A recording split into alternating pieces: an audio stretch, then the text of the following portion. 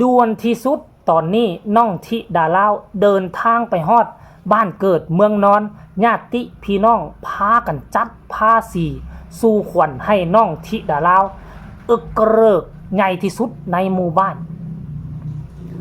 ทักทายสบายดี FC แฟนคลับของน้องธิดาลาวทั้งสองฝั่งของมาพบมาพ่อกับเจเบาลาวคลิปนี้ท่านผู้ชม FC แฟนคลับก็จะได้ยินเสียงรถแล่นไปแล่นมาเพราะว่าเจเบาลาวออกมาเฮ็ดเวียกก็คือหับจอบนอกเนาะมาตัดหลังคาให้ห้านข้าเจ้าท่านผู้ชม FC แฟนคลับเอ้ยคือค่อยมาหับเนาะเฮ็ดตู้ข้าเจ้าจะเฮ็ดตู้ขายน้ำนะขายน้ำผลหมอกน้ำผลไม้เจเบาลาวกับหมู่ก็มาหับตัดหลังคามุ้งหลังคาทาสีให้ข้าเจ้าคันพวกเฮาบ่ออกมาหับแบบนี้ก็บ่มีเงินซื้อข้าวซื้อน้ำได้แวบเดียวท่านผู้ชมมือเดียวเท่านั้นเจบ่เล่ามาเปิดเบิ่งโทรศัพท์ป้าดังอึกกระทึกคึกโคม FC ของน้องธิดาลาวพากันไปกดไลค์กดแชร์พอผู้เอาลงเพียงแต่น้อยเดียวป้าคนเบิ่งตั้งบักหลายแล้วก็บ่คิดบ่ฝันว่าทั้งญาติพี่น้องทั้งพ่อเฒ่าแม่เฒ่าของน้องธิดาลาวจะลงทุนขนาดนี้เอาหมอพรเอาหมอทำขวัญเข้ามาเฮ็ดขวัญให้อย่างดีอยู่ที่เฮือนพ่อเฒ่าแม่เฒ่าเฮือนหลังที่พ่อผู้แม่เพิ่งเข้าไปรับเอาน้องธิดาลาวในมือแรกนั่นล่ะท่านผู้ชมปัจจุบันนี้น้องธิดาลาวกลายเป็นขวัญใจเด็กๆกลายเป็นขวัญใจชาวเมืองอุทุมพรแม่นบ่ล่ะถ้าผิดก็ต้องขออภัยเด้อแล้วก็คนแขวงสวรรณเขตป้าพากันเสิร์ชหน้าสู้ตาให้กับวงตระกูลให้กับจังหวัดสวรรณเขตไปแล้วซ้ำบ่นำค่ำคืนนี้ท่านผู้ชมฮีบผูกคอต่อแขนแล้วก็ฮีบพาน้องธิดาลาวไปทีงานก็จะห่างจากบ้านเกิดเมืองนอนไปก็จะข้าวนึงแหละคงจะบ่ไก่พ่อปานใดพอผู้ก็ถามหมอพรเอาฮู้จักน้องธิดาลาวอยู่บ่ก็ได้เบิ่งอยู่บ่หมอพรมาเบิ่งหมดฮู้หมดว่าซั่นไปเป็นนักร้องอยู่เมืองทอกเมืองไทยว่าซั่นเด้อุ้ยท่านผู้ชมเห็นแล้วก็หยุดเวียกซะก่อนหิมาเฮ็ดข่าวให้ FC แฟนคลับรายละเอียดให้ทุกคนไปเบิ่งคลิปนี้ซะก่อนเบิ่งแล้วมีคำตำหนิติชมคำคิดคำเห็นคือแนวใดว่าดีอกดีใจบ่ก็ค่อยมาว่ากันในช่วงต่อไปชมพร้อมๆกันเลยเก็บบ่ได้ความไข่บ่นี้หายโพสหายให้หายพยาโรคข้าผู้ที่ว่าจะบินมาฮอดรอดผ้ามาถึงว่าก็ให้อยู่ดีมีแห้งคือกันให้มันโคตรมันดังรับไทยแลนด์มาให้ไปไทยแลนด์มาปัดเลยต่อไปคนจะได้เด็กห้องความทุ่มเจ้าเขามาอยู่อย่างได้เป็นชาบเขามาอยู่ข้าบจ้าได้เป็นข้าวว่ามาเยอะกว่าเยอะมีทั้งขนมมีทั้งเครื่องต้มของหวานมีทั้งน้ำตาลน้ำหม่อยมีทั้งสอยขวานทั้งจุกแกงนี่แหละมีทั้งผ่าดูดีดูอาร์ตเดี๋ยวนี้ต่อไปให้ทุกมือเจ้ามันคงกระโดดแกงความเจ็บบ่อยได้ความไข่บ่อยมีหายโพยหายไข้หายพยาธิโรคค้าปีไม่มาฮอดแล้วก็ให้ทำมาค้าขึ้นให้ร่ำให้รวยเด้อชามันเป็นนักฮ้องกันฮะมันจงมันดังต่อไปเลยนะเห็นอยู่หนักมองก็ได้ที่พ่อก็เห็นอยู่ติเห็นโอ้มัดแขนเด้อมัดแขนมันเป็นมัดเอาก้อนโคตรมัดเอาก้อนแต่ว่าหมอคนนี้มาจะเป็นนักฮ้องจะเป็นนักฮ้องเดี๋ยวหมอคนหนึ่งมาจะเป็นหมอคนแก่ครับจ่ามาแล้วจ่าใส่เอาให้นั่นนี่ผู้เป็นนักฮ้องน่ะเห็นมัดผู้นี้บ่มัดนี่กับมาเลยน้องมัดผู้คนมัดผู้คนใส่เงินน้ำแดงยื่นการมาลูกยื่นการมาที่นะไปใส่เงินเนาะนี่ให้พ่อเอาผ้าพันมัดก่อนเข้ามาในคำนี้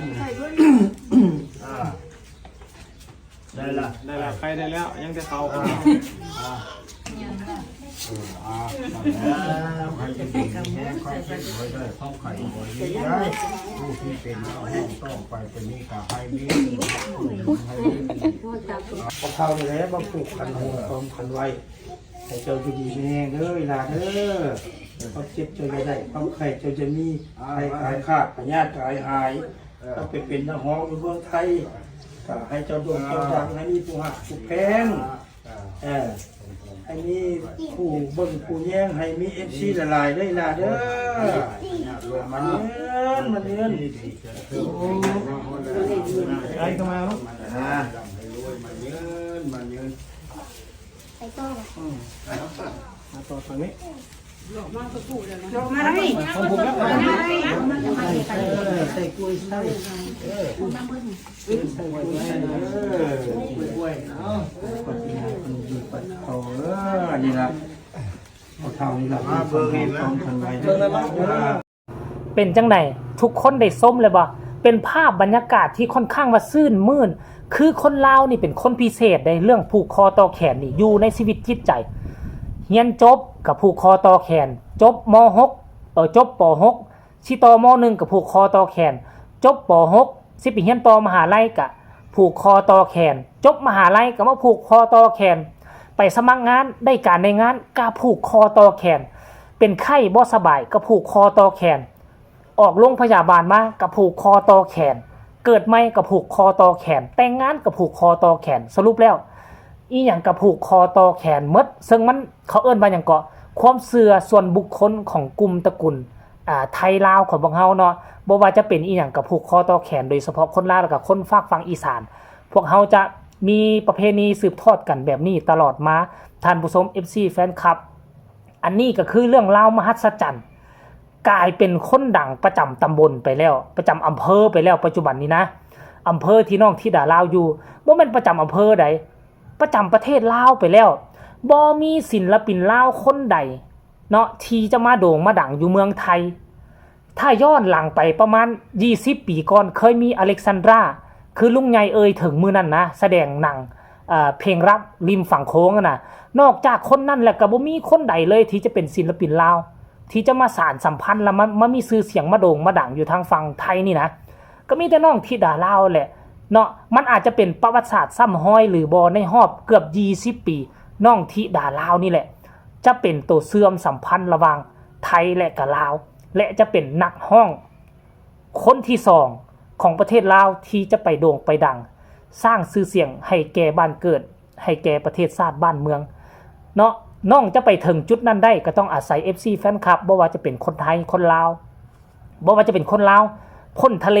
อยู่ต่างแดนสหรัฐอเมริกาฝรั่งเบลเยียมเยอรมันเหล่านี้เป็นต้นให้ทุกคนร่วมแรงร่วมใจกันก็แล้วกันช่วยกันพักดันเนาะสำหรับตัวครอบครัวของน้องและในหมู่บ้านของน้องก็คิดว่าน้องดังที่สุดแล้วล่ะตอนนี้นะแต่สำหรับคนกรุงเทพกรุงไทยคนอยู่ในเมืองใหญ่ก็คิดว่าน้องก็พอมีชื่อเสียงพอมีกระแสเท่านั้นแหละ